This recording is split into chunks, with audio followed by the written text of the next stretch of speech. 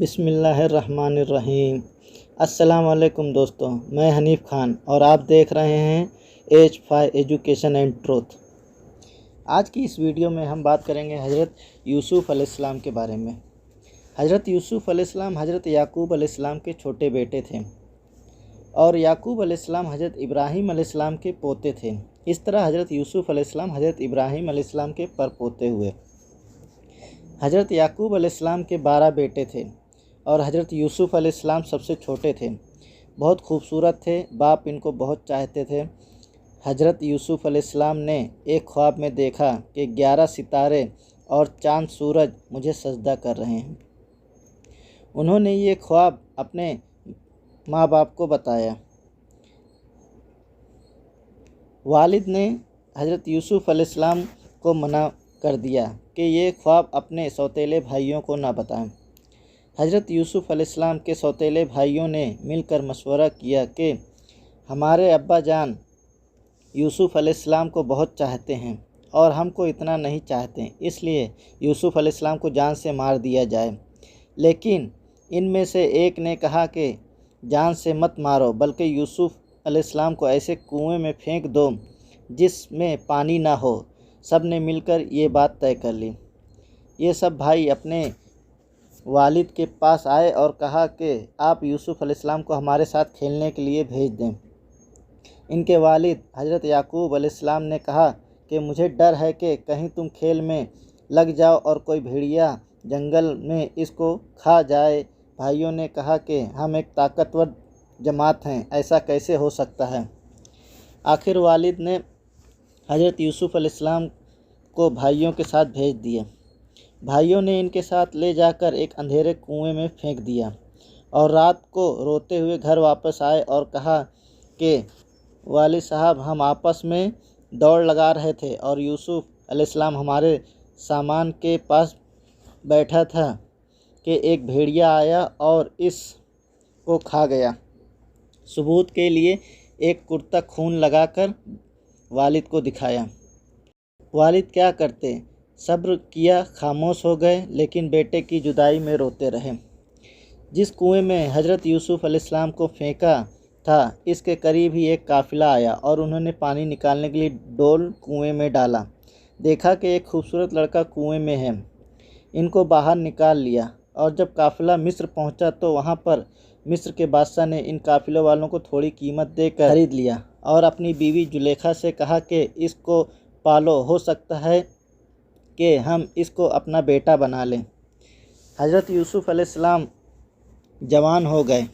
इनकी खूबसूरती, वजाहत व अक्लमंदी और बढ़ गई। जुलेखा अजीज़ मिस्र की बीवी इन पर फरिफ्ता हो गई और इनको इनके नफ्स की जानिब से फुसलाने लगी। एक रोज़ इसने कमरे के सारे दरवाज़े बंद कर दिए। हज़रत यूसुफ़ अलैहिस्सलाम ने यह हालत देखी तो खुदा से पनाह मांगी। दरवाज़े की तरफ भागे। जुलेखा ने पीछे से आपकी कमीज़ पकड़ ली, जिससे कमीज़ फट गई। इस वक्त अजीज़ मिस्र यानी जुलेखा का शौहर भी दरवाज़े पर आ गया।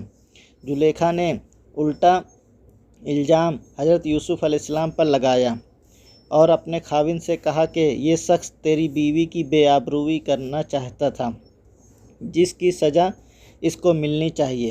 हज़रत यूसुफ़ अलैहिस्सलाम ने कहा, मैं बेगुनाह हूँ, बल्कि ये औरत मुझको फिसलाने की कोशिश कर रही थी, मगर खुदा ने मुझको इससे बचा लिया। आखिर ये मामला काजी के पास पेश हुआ। काजी ने हज़रत यूसुफ़ अलैहिस्सलाम से सफाई के लिए गवाह तलब किए। हज़रत यूसुफ़ अलैहिस्सलाम ने अजीज़ मिस्र के ख़ानदान के एक मासूम और नन्हे बच्चे की तरफ इशारा किया कि ये इस वक्त मौजूद था, ये सच्ची गवाही देगा। नन्हे बच्चे ने कहा कि अगर कमीज़ आगे से फटी हुई है तो यूसुफ़ मुजरिम है और अगर कमीज़ पीछे से फटी हुई है तो यूसुफ़ सच्चे हैं और जुलेखा झूठी है। जब हज़रत यूसुफ़ का कुर्ता देखा गया तो पीछे से फटा था। अजीज़ मिस्र ने हज़रत यूसुफ़ अलैहिस्सलाम से कहा कि इस बात को जाने दो और जुलेखा से कहा कि तू माफ़ी मांग, हकीकत में तू ही कसूरवार है। इस वाक़े की खबर सारे मिस्र में फैल गई اور عورتیں آپس میں باتیں کرنے لگی کہ زلیخا اپنے غلام کو چاہتی ہے۔ جب زلیخا کو اس کا علم ہوا تو اسے اپنی بدنامی کا خیال آیا۔ اس نے ترکیب سوچی، وہ یہ کہ اس نے مصر کی عورتوں کو دعوت کی اور سب کے ہاتھوں میں ایک ایک چھری اور ایک ایک پھل دیا، اور اسی وقت حضرت یوسف علیہ السلام کو وہاں لے آئی۔ عورتوں نے جب حضرت یوسف علیہ السلام کے حسن و جمال اور خوبصورتی کو دیکھا تو وہ سب اپنے ہوش میں نہ رہیں اور چھریوں سے بجائے پھلوں کے اپنے ہاتھوں کو کاٹ لیا اور کہنے لگے، واقعی یہ کوئی انسان نہیں، فرشتہ ہے۔ زلیخا نے ان عورتوں سے کہا کہ یہ ہی شخص ہے کہ جس کے لیے تم مجھے ملامت کرتی ہو۔ میں حقیقت میں اس کو چاہتی ہوں۔ اگر اس نے میری محبت کو ٹھکرا دیا تو میں اس کو قید کرا دوں گی۔ حضرت یوسف علیہ السلام کو جب اس کا علم ہوا تو انہوں نے اللہ تعالیٰ سے دعا کی کہ اے اللہ، تو ہی مجھ کو بچا سکتا ہے۔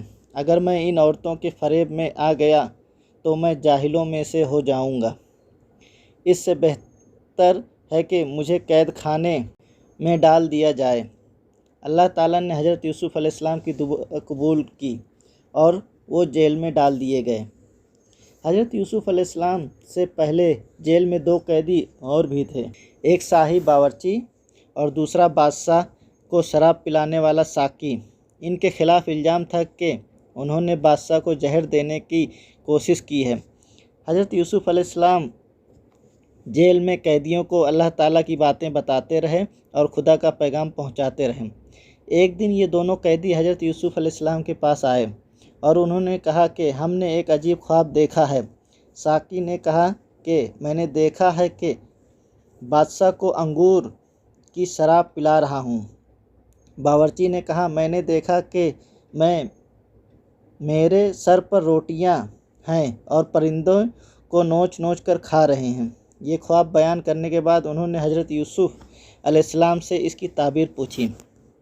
حضرت یوسف علیہ السلام نے بتایا کہ ساقی تو جیل سے چھوٹ جائے گا اور پھر بادشاہ کی ملازمت میں جا کر اس کو شراب پلائے گا، اور باورچی کو سولی پر چڑھایا جائے گا اور اس کی لاش کو جانور کھائیں گے۔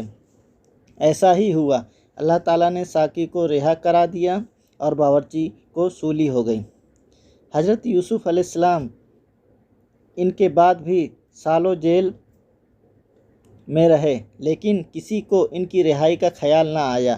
اتفاقاً ایک مرتبہ مصر کے بادشاہ نے خواب میں دیکھا کہ 7 دبلی گائیں 7 موٹی گایوں کو کھا رہی ہیں، اور 7 ہری اور 7 سوکھی ہوئی بالیاں دیکھی۔ بادشاہ نے اپنے درباریوں سے اس کی تعبیر پوچھی، مگر کوئی بھی صحیح جواب نہ دے سکا۔ اس موقع پر ساقی کو یاد آیا کہ اس نے اپنا خواب حضرت یوسف علیہ السلام سے پوچھا تھا اور آپ کا جواب بالکل صحیح ہوا تھا۔ اس نے کہا کہ جیل میں ایک شخص ہے جو خواب کی صحیح تعبیر بیان کرتا ہے۔ بادشاہ سے، جس کو عزیز مصر کہتے تھے، اجازت لے کر وہ جیل گیا اور حضرت یوسف علیہ السلام سے سارا واقعہ بیان کیا۔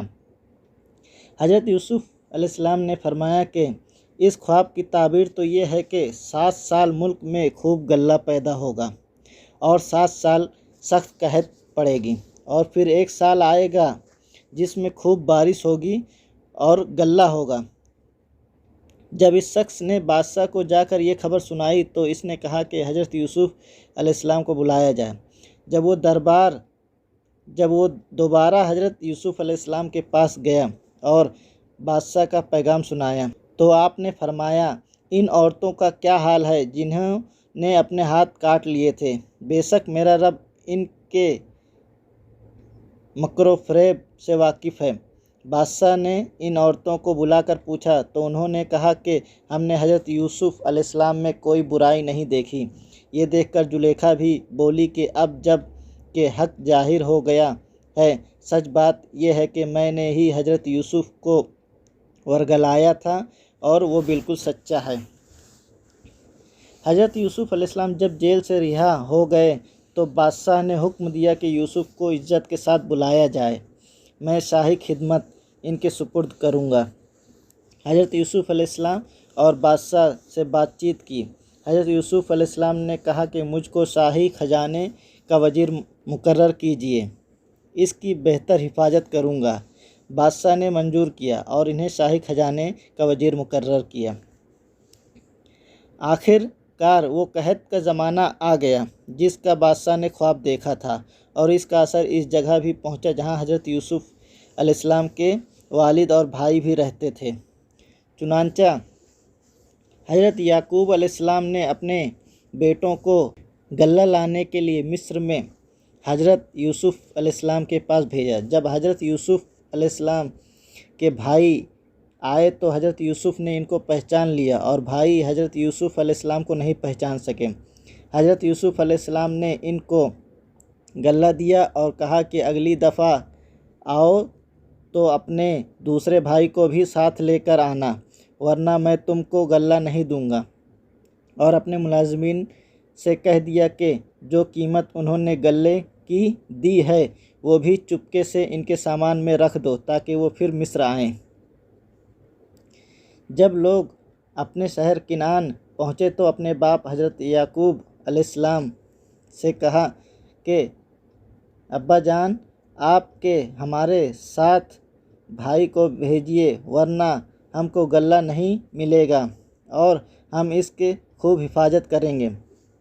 جب انہوں نے اپنا اسباب کھولا اور اس میں ساری رقم دیکھ کر بہت خوش ہوئے، پھر والد سے کہا کہ دیکھیے، شاہ مصر نے ہماری رقم بھی واپس کر دی، آپ ہمارے ساتھ بھائی کو ضرور کر دیں، ہم خوب حفاظت کریں گے اور ہم کو سامان بھی زیادہ ملے گا۔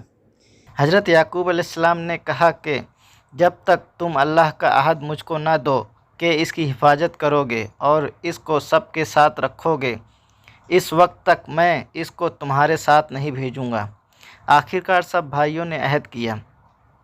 حضرت یعقوب علیہ السلام نے ان کو نصیحت کی کہ تم سب ایک دروازے سے داخل مت ہونا۔ آخر جب یہ سب علیحدہ علیحدہ دروازوں سے داخل ہوئے تو حضرت یوسف علیہ السلام نے اپنے سگے بھائی کو بتایا کہ میں تمہارا سگا بھائی ہوں اور میں تم کو اپنے پاس رکھوں گا۔ آخر جب ان سب کا سامان تیار ہو گیا تو حضرت یوسف علیہ السلام نے اپنے ایک برتن میں اپنے سگے بھائی کے سامان میں چپکے سے رکھوا دیا، اور اعلان ہوا کہ شاہی کٹورا گم ہو گیا ہے، جس نے لیا ہو وہ دے دے، اس کو ایک اونٹ غلہ انعام میں دیا جائے گا۔ سب بھائیوں نے انکار کیا۔ بادشاہ کے آدمیوں نے کہا کہ جس کے سامان سے نکلے اس کو روک رکھیں، اس کی یہی سزا ہے، ہمارے ملک کا بھی یہی قانون ہے۔ پھر تمام بھائیوں کی تلاشی لی گئی، آخر یامین کے سامان سے وہ کٹورا نکلا۔ اس طرح حضرت یوسف علیہ السلام نے اپنے بھائی یامین کو اپنے پاس روک لیا۔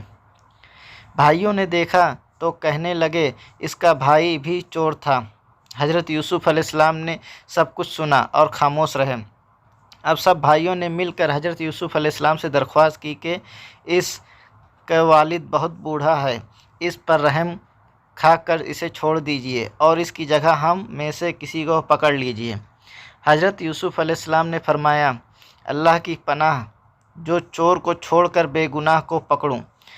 جب یہ لوگ بالکل مایوس ہو گئے تو سب نے مل کر مشورہ کیا کہ اب کیا کرنا چاہیے۔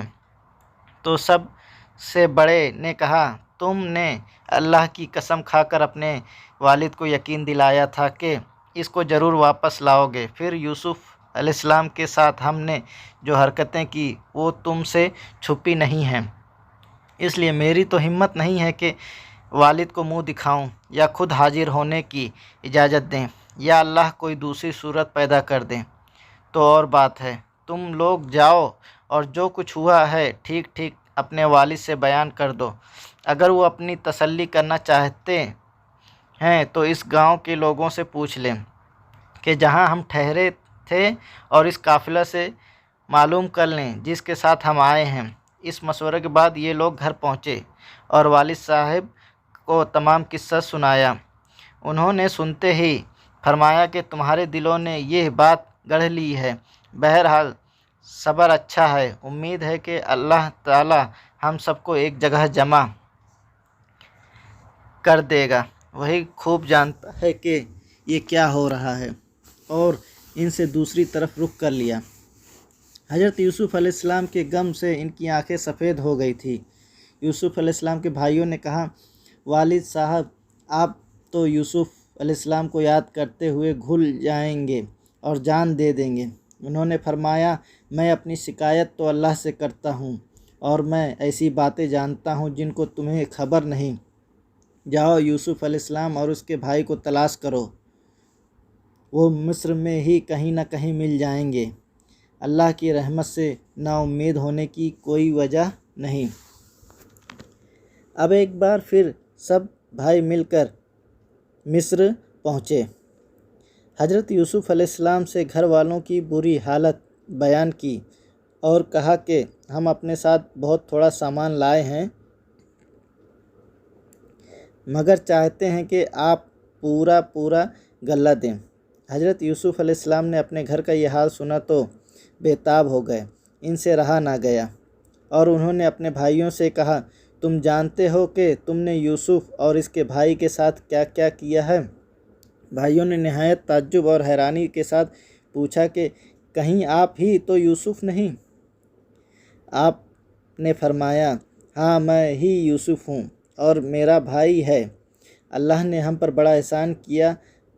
بے شک جو شخص نیک زندگی بسر کرتا ہے اور صبر سے کام لیتا ہے، اللہ اس کا بدلہ دیتا ہے۔ جب تمام بھائیوں کو یقین ہو گیا کہ جس کے دربار میں ہم اس وقت کھڑے ہیں ہمارے بھائی یوسف ہیں، تو سب نے مل کر اپنے گناہوں کا اقرار کیا۔ آپ نے فرمایا، تم کوئی فکر نہ کرو، تم پر کوئی الزام نہیں، اللہ تمام گناہوں کو معاف کرے، وہی سب سے زیادہ رحم کرنے والا ہے۔ جاؤ میرا کرتا میرے والد کے چہرے پر ڈال دو، ان کی بینائی لوٹ آئے گی، اور پھر سب کو یہاں لے آؤ۔ ادھر قافلہ مصر سے روانہ ہوا اور ادھر حضرت یعقوب علیہ السلام نے اپنے گھر والوں کو یہ خوشخبری دی کہ مجھے یوسف علیہ السلام کی بو آ رہی ہے۔ انہوں نے سنا تو کہا کہ تمہارے سر پر ایک ہی خبط سوار ہے۔ آخر قافلہ آ گیا۔ حضرت یوسف علیہ السلام کا کرتا ان کے سامنے رکھ کر تمام حالات سنائے تو انہوں نے گھر والوں سے کہا، دیکھو میں نے تم سے نہیں کہا تھا؟ آخر سب بیٹوں نے مل کر آپ سے گناہوں کی معافی مانگی اور مصر کو چل دیے۔ حضرت یوسف علیہ السلام سے ملاقات ہوئی تو انہوں نے ماں باپ کو اپنے پاس ٹھہرایا اور کہا، خدا چاہے تو مصر میں امن اور آرام کے ساتھ رہے۔ پھر ان کو اپنے ساتھ تخت پر بٹھایا۔ سب کے سب بھائی شاہی آداب بجا لائے۔ آپ نے فرمایا، یہ میرے خواب کی تعبیر ہے، اللہ نے اس کو سچ کر دکھایا۔ اس نے مجھ پر بڑا احسان کیا، جو مجھے قید سے چھڑایا، اور شیطان نے جو فساد میرے اور میرے بھائیوں کے درمیان ڈال دیا تھا، آپ سب کو دیہات و بیابان سے یہاں لے آیا۔ بے شک میرا رب خیر کی حکمت جانتا ہے۔ اے میرے پروردگار، تو نے مجھے حکومت دی، باتوں کا مطلب سمجھا دیا۔ اے زمین و آسمان کے پیدا کرنے والے خدا، تو ہی دنیا اور آخرت میں میرا کام بنانے والا ہے۔ مجھے مسلمان ہی مارنا اور نیک بندوں کے ساتھ ملا دینا۔